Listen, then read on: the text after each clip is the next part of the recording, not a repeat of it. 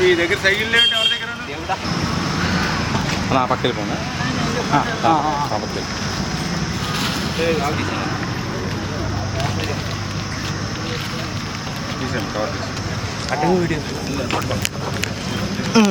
Sir sir sir side కొనండి sir sir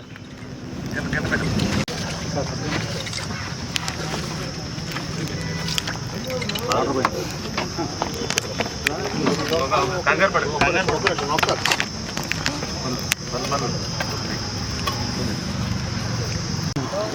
Kashi దాకా ఎవరు బాధ్యత తీసుకు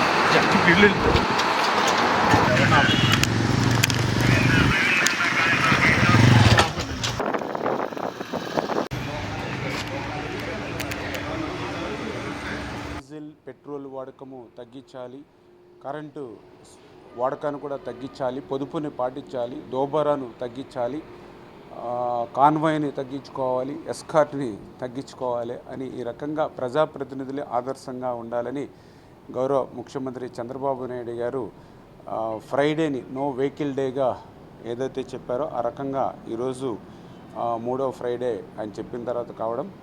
రెండవది ఇంతకంటే ముఖ్యమైనటువంటిది ఈరోజు పర్యావరణ దినోత్సవం.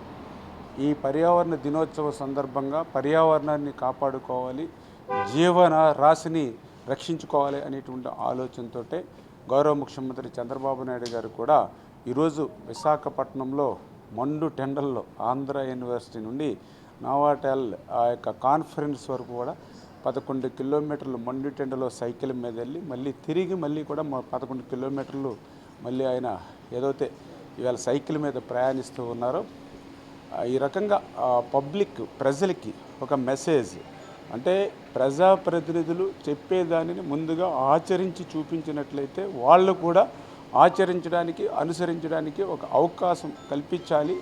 ఈవేళ మన చిన్న ప్రయత్నం రేపు ఒక పెద్ద మార్పుగా రావాలి అనేటువంటి ఆలోచన.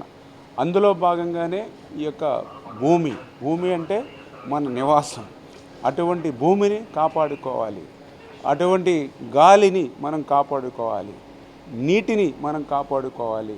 వీటి ద్వారానే ఈ యొక్క పర్యావరణాన్ని కాపాడుకోగలుగుతామనేటువంటి లక్ష్యంతో ఈరోజు మన చంద్రబాబు నాయుడు గారు ఇచ్చినటువంటి పిలుపు మేరకు మన విజయవాడ క్యాంపు కార్యాలయం దగ్గర నుంచి సెక్రటేరియట్ వరకు కూడా 20 కిలోమీటర్లు సైకిల్ మీద రావడం జరిగింది.